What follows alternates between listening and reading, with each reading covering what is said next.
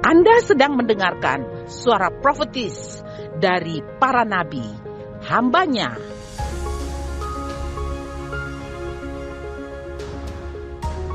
Dengarkanlah dan lakukanlah perintah Tuhan melalui para nabi, maka engkau akan berhasil. Selamat mendengarkan.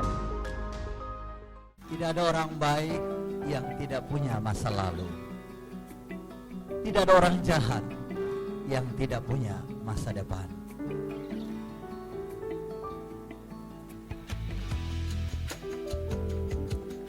Kita semua memiliki kesempatan yang sama untuk berubah menjadi lebih baik. Ada amin? Ada amin? Semua orang punya masa lalu. Semua orang masih punya kesempatan untuk memiliki masa depan. Karena itu jangan pernah ukur seseorang dalam hidup ini hanya karena masa lalunya. Dan jangan pernah ukur dirimu sendiri hari ini oleh karena masa lalumu.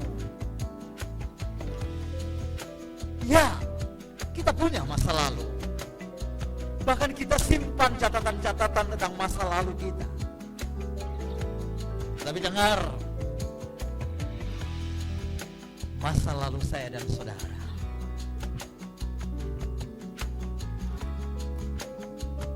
hanya tinggal menjadi sebuah kenangan. Apabila sore hari ini engkau yakin bahwa engkau masih punya masa depan. Kasih tepuk tangan dulu buat Tuhan. Karena itulah setiap saya dan saudara memiliki kesempatan untuk berubah menjadi lebih baik. Siapapun dia, kita masih punya kesempatan untuk berubah lebih baik. Jangan klaim dirimu berkata, beta sudah bisa lagi kak, beta sudah begini. No. Atau mungkin aku katakan kepada orang, lu Andrea model begitu, lu sana akan bisa berubah. Hei dengar, tidak. Seburuk apapun masa lalumu, dengar, semua sudah berlalu. Apa saya bilang tadi? Semua sudah berlalu. Seburuk apapun kita, saudaraku yang kekasih,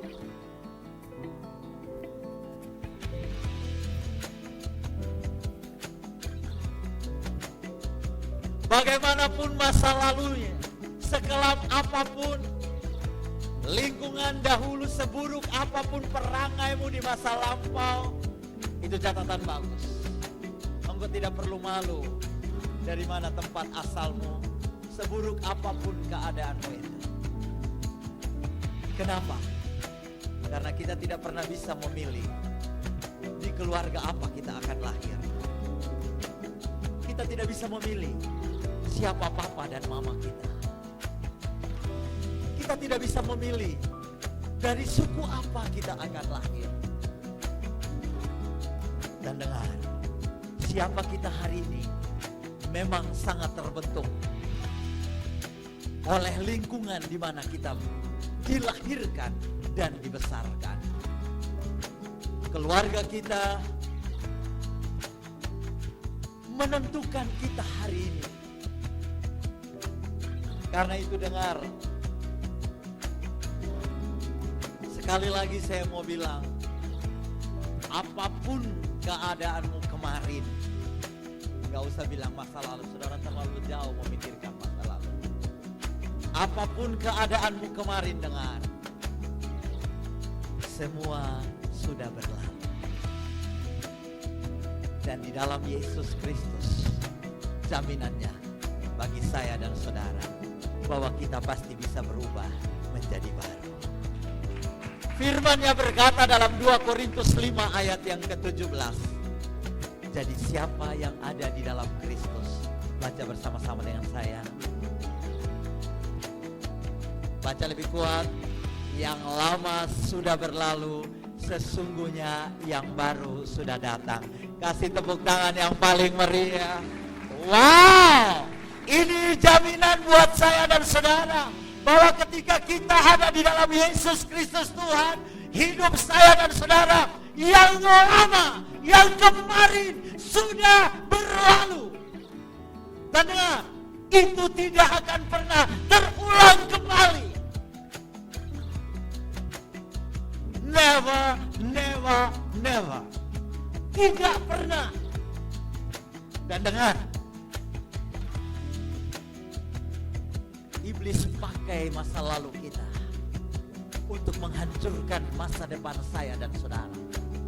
Dengar pernyataan saya baik-baik. Iblis pakai masa lalu saya dan saudara. Kenapa? Karena dia catat baik-baik semua masa lalu saya dan saudara. Dan dia berusaha untuk menghancurkan masa depan kita dengan membuat kita mengingat masa lalu kita, sehingga kita menjadi terpuruk. Kita berkata, bagaimana mungkin? Bagaimana bisa? Beta sebegini. Beta sulusa. Beta hancur. Iblis berkata, ya, kamu rusak. Kamu hancur. Kamu tidak bisa apa-apa. Dan kalau engkau dengar kata-kata begitu, ingatkan kepada dia bahwa di dalam Yesus Kristus Tuhan, yang lama sudah berlalu, sesungguhnya yang baru sudah datang. Haleluya! Yang lama sudah berlalu. Karena itu kalau iblis ingatkan engkau tentang masa lalumu, dengar, ingatkan dia tentang masa depan, bahwa masa depanmu sungguh ada dan harapanmu tidak akan pernah hilang. Haleluya! Luar biasa saudaraku yang kekasih. Saya temukan di dalam firman Allah,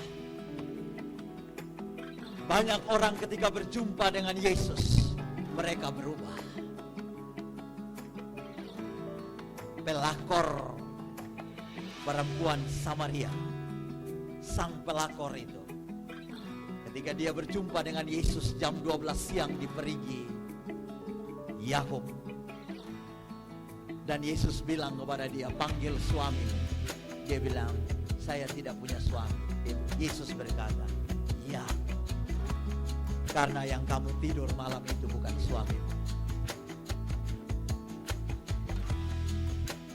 Tapi tahukah saudara, tidak berapa lama kemudian, ketika dia berbincang dengan Yesus, sang pelakor berubah menjadi seorang penginjil yang luar biasa. Dia masuk kota Samaria, dia beritakan Injil, dan satu kota datang mencari Yesus.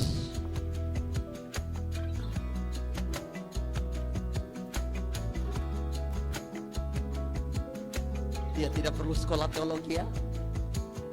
Dia tidak perlu berubah, tunggu beta lebih baik lagi baru beta jadi penginjil. Dia tidak tunggu itu semua. Tetapi hari itu juga. Kenapa? Karena dia berjumpa dengan Yesus. Masa lalunya sudah berlalu. Sesungguhnya yang baru sudah datang. Dia menjadi seorang penginjil yang dipakai Tuhan. Luar biasa. Beri tepuk tangan. Masih ada saudaraku, sang koruptor, Sakeus namanya, pejabat, sang pemungut cukai. Alkitab mencatat, dia dengar berita tentang Yesus akan lewat kotanya. Badannya pendek, tapi dia berusaha untuk cari tahu ini Yesus tuh kayak apa. Lalu saudaraku, dia berusaha untuk menemui Yesus.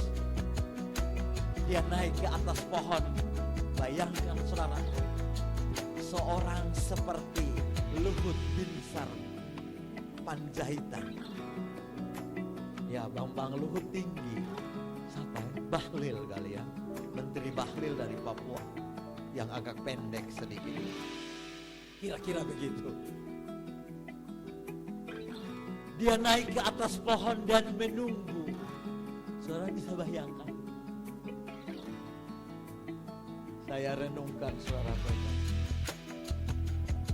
Kerinduan Sakeus untuk berjumpa dengan Yesus membuat perjalanan Yesus yang sementara lewat berputar haluan menuju pohon yang Sakeus ada di atasnya.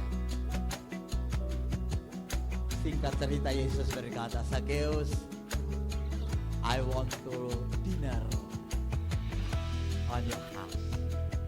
So, get down. Turun. Sakeus bilang, wow. Orang bilang, tidak layak engkau makan di rumah seorang koruptor. Bayangkan Metro TV tayangkan berita itu. TV One apalagi, Indosiar, ANTV, Net TV, semua TV menyiarkan Yesus makan di rumah koruptor. Itu berita viral. Namun ketika berjumpa dengan Yesus sedang makan, selesai makan, Sakeus berdiri lalu mengumumkan, hari ini saya menjadi donatur terbesar di Indonesia. Menyumbangkan seluruh harta saya. Kasih tepuk tangan dulu, luar biasa. Dan yang satu lagi, kalau ini namanya Bartimeus. Dia seorang pengemis dan dia buta. 38 tahun dia mengemis kerjaannya dan buta, tidak melihat.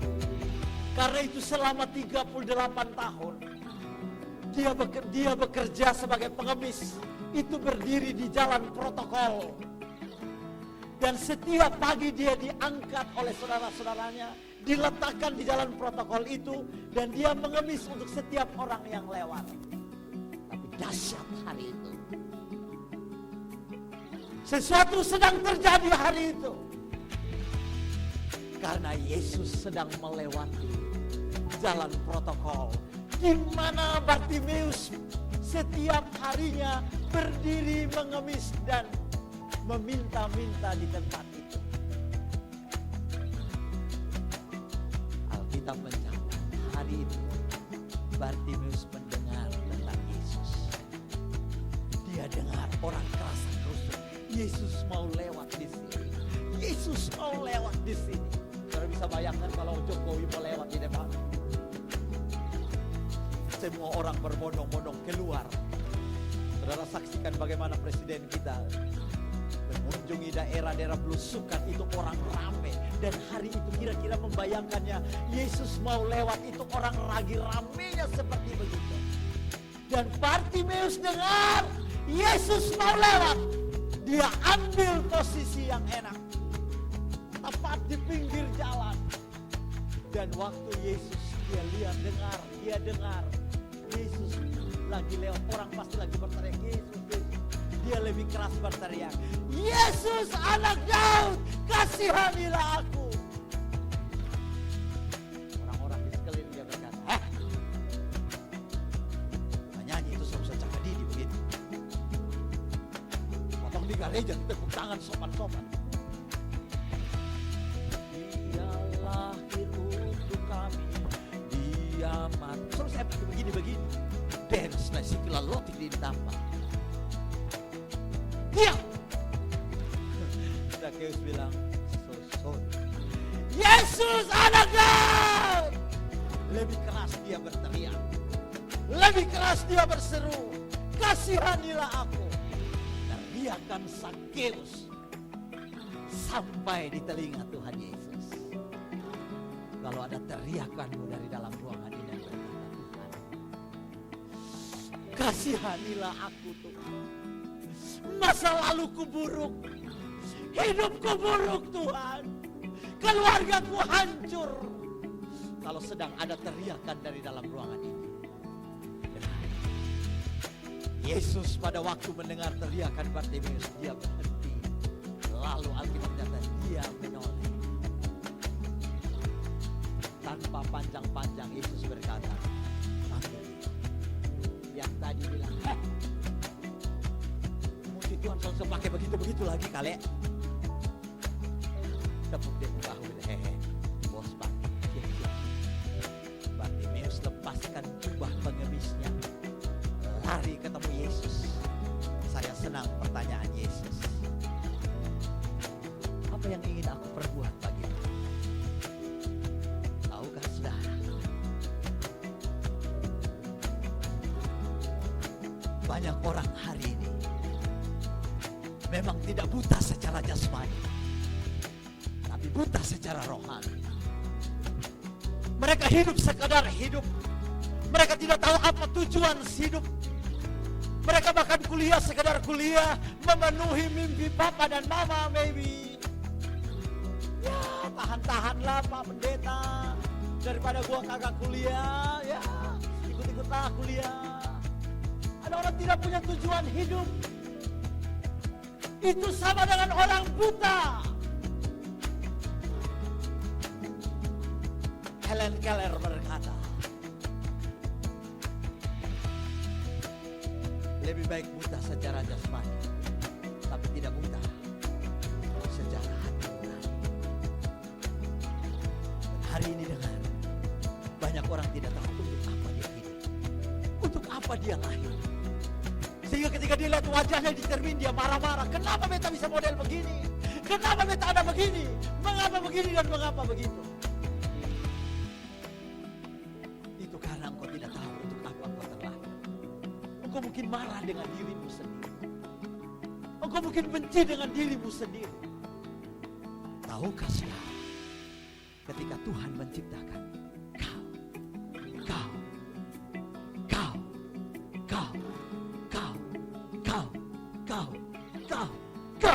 kau begitu sempurna.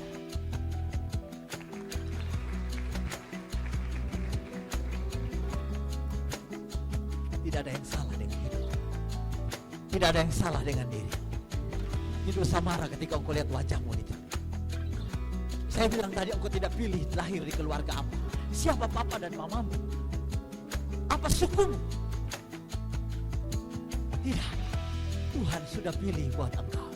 Karena itu dengar, ketika engkau diciptakan, dia punya spesial tujuan dalam hidupmu. Dan ada banyak orang hari ini memang tidak berdiri di pinggir jalan sambil mengemis. Mengemis itu berarti orang yang merasa kurang dalam diri, kebutuhannya tidak terpenuhi. Karena itu dia mengemis. Mengemis cinta. Perhatiin gue dong. Kok gue gak disalamin? Baru tidak disenyum sedikit sudah tersinggung. Itu pengemis yang jiwanya rapuh, yang jiwanya kosong. Dia berusaha mencari kepuasan di mana? Dia merasa beta akan sangat, minta maaf, beta akan sangat jantan kalau beta bisa begini. Saya mau bilang kepada saudara, yang jantan itu hanya ayam.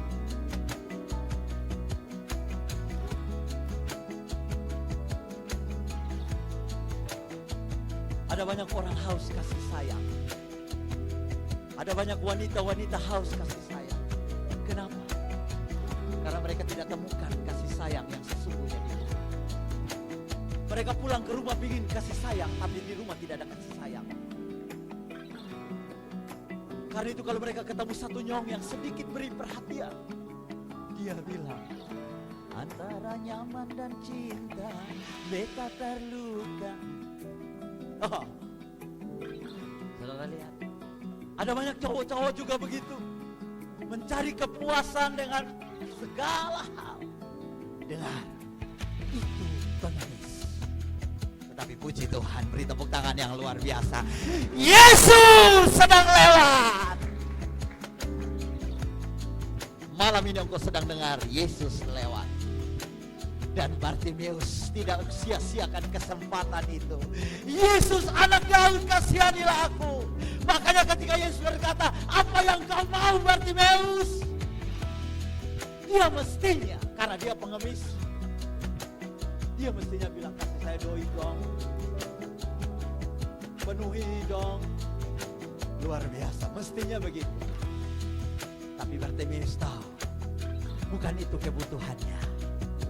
Bukan itu kebutuhannya. Dengar, malam hari ini kalau engkau ada di sini, kebutuhanmu yang paling utama adalah seperti Bartimeus berkata, Rabuni, supaya aku dapat melihat. Dan ketika Tuhan menjamah dia, dan Tuhan berkata, dosamu sudah diampuni, Bartimeus melihat.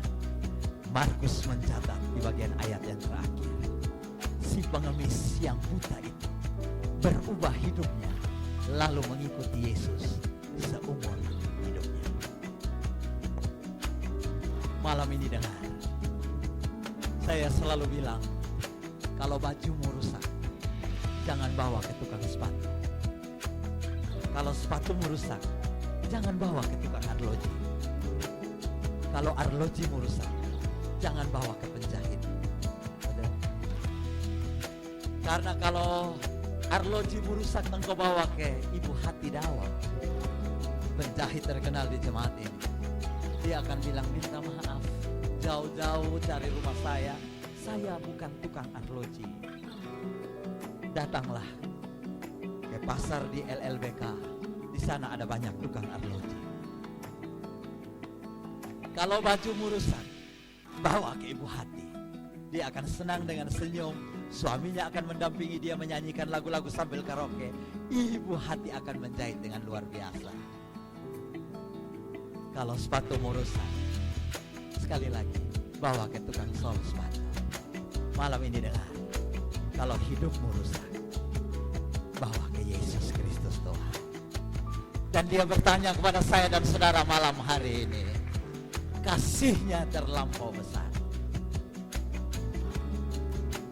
Kalau engkau datang dan berkata, Yesus, bagaimana kasihmu bagiku? Yesus berkata, aku mengasihi engkau sebesar ini.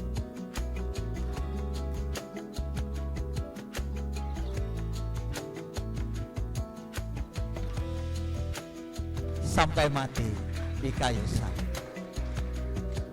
Jangan pulang dan rayakan Natal setiap tahun biasa-biasa saja. Tapi jadikan Natal tahun ini 2022 menjadi tahun yang mengubahkan hidupmu. Tundukkan kepala. Pertanyaan yang sama kepada Bartimeus. Apa yang kau mau aku lakukan bagimu? Jawab masing-masing orang sesuai dengan kebutuhan. Apa yang kau perlukan? Jawab sesuai dengan kebutuhan.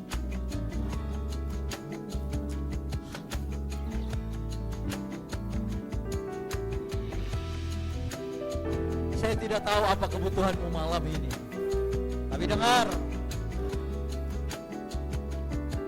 Yesus sedang lewat. Jangan sia-siakan kesempatan untuk berteriak, Yesus, ini saya. Kau boleh taruh tangan kananmu di dada. Mari kau berurusan dengan Tuhan. Katakan kepada Yesus, ini saya Tuhan. Apa kebutuhanmu? Ubah saya Tuhan. Saya mau berubah. Haleluya.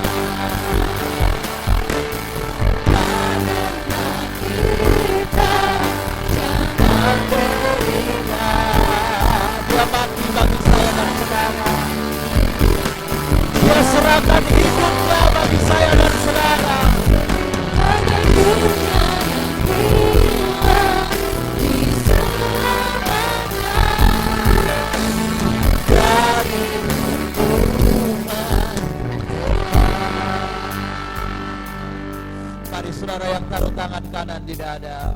Ikuti doa saya. Tuhan Yesus, Tuhan Yesus, ini hidup saya. Saya persembahkan bagi Engkau Tuhan. Saya percaya rencana-Mu indah bagi hidup saya. Terima kasih Tuhan, bahwa Engkau mati bagi saya, bangkit bagi saya, dan hidup bagi saya. Terima kasih Tuhan. Sucikan saya, kuduskan saya dengan darah-Mu. Saya percaya, saya menerima masa depan yang penuh gilang gemilang di dalam Yesus. Hidup saya berubah mulai hari ini sampai selama-lamanya. Mari kita akan siapkan lilin-lilin kita. Kita akan nyanyikan A Holy Night sebagai perenungan kita malam hari ini. Saya jemput kita bangkit berdiri. Saudara bisa nyalakan flash HP saudara.